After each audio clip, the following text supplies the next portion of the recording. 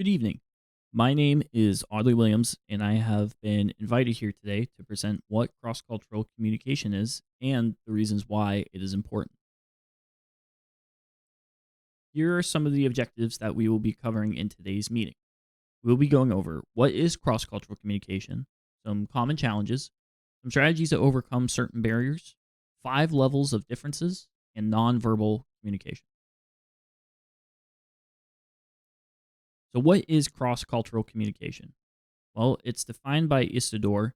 It is the effective ability to interconnect and communicate with other cultures. This means that even though I am an American, I need to communicate with someone who works overseas, let's say, for an example, Germany. In order for me to effectively communicate, I need to understand a method on how to interconnect with them and vice versa. Every workplace will have its variation of challenges, even cross cultural communication. So, what are some of these challenges that come with it? Well, the first challenge is cultural differences. This means that certain words and expressions can be completely different meanings to various cultures. An example would be that the US prefers to focus on individualism and direct communication, but China tends to focus on hierarchy and relationship building. The next challenge would be communication styles. According to Moda, cultures communicate differently in tone, emotion, and detail. This can mean that Chinese leaders, for example, tend to communicate in a more instrumental and elaborate way, while US leaders are more emotional and concise, which can create a lot of misunderstandings in business communication. The third challenge would be misinterpretation of silence. This means that cultural expectations about silence and participation vary. In the example of British and German managers, there are different expectations about silence that happen during meetings that can cause a lot of discomfort and misinterpretation.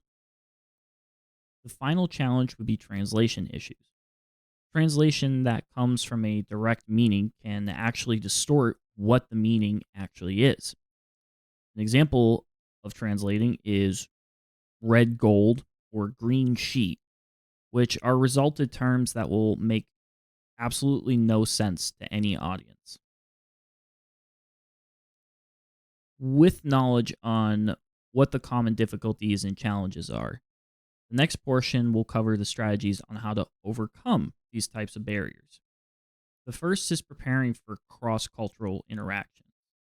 This is being aware of potential cultural differences, such as communication styles, as we previously discussed, expectations about silence, or levels of formality. All of these can help prevent misunderstandings before they occur. Active listening involves paying close attention to what the other person is saying, asking clarifying questions when necessary, and making sure the intended message is understood correctly. Active listening will always help reduce any misinterpretations caused by cultural or language differences. It can also show that you are taking the time and energy to understand the situation, which can build long lasting partnerships. Another strategy is building your bilingualism or language proficiency. Communication becomes more efficient when both parties understand at least some of each other's language. Even partial fluency can improve understanding and reduce the loss of information during communication.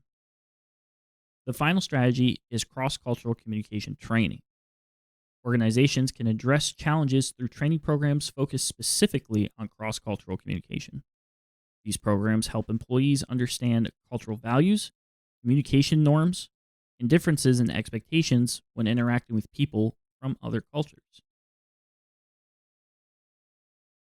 Now, within cross cultural communication, there are variations of differences that can ultimately affect how communication can get across to other parties.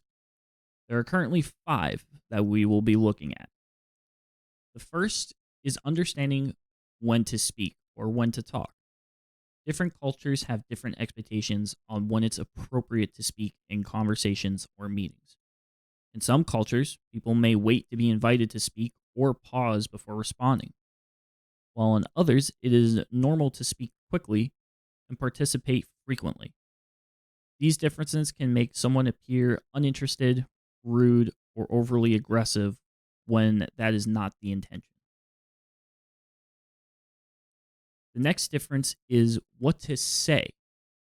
Cultures vary in what topics or types of comments are appropriate in professional communication. Some cultures prefer direct discussion of issues, while others may avoid sensitive topics or criticism in order to maintain harmony and respect. The third difference is pacing and pausing. This is the speed of conversation and use of pauses, which can differ across cultures. In some cultures, silence between responses is normal and shows thoughtfulness.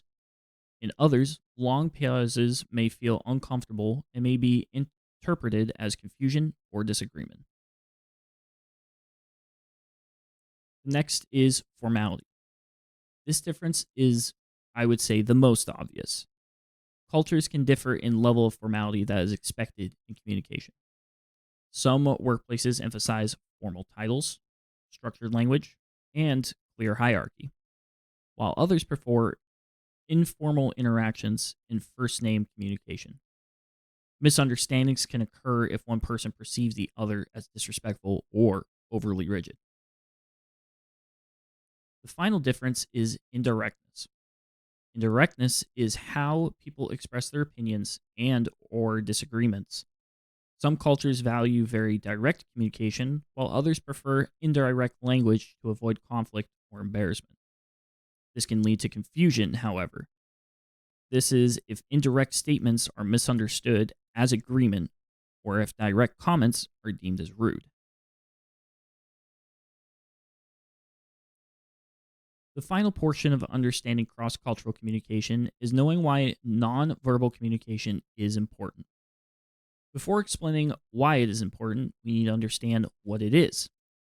Nonverbal communication is the sending and receiving of thoughts and feelings through behaviors. This can be seen as facial expressions, posture, gestures, tone of voice, and even silence. Signals that are nonverbal help people interpret meanings during interactions. This can be very helpful, especially when individuals come from different cultural backgrounds. According to Mao, nonverbal communication is important in cross cultural communication because people often rely on their body language, facial expressions, and other visual cues to interpret meaning, especially when language differences exist. Not only this, but it can help with conveying emotions and show engagement through body movement. Nonverbal communication is also important because it can provide additional information beyond spoken language. When communication occurs across cultures where language barriers may exist, gestures, facial cues, and other visual behaviors help people interpret meanings more accurately. This is the overview of what we went over today. We covered common challenges, strategies to overcome barriers, 5 levels of differences, and nonverbal communication. These are the references on where I was able to find my information and to build these slides. If there are any questions, comments, or concerns, please do not hesitate to reach out to me at any time. Thank you for your time. Goodbye now.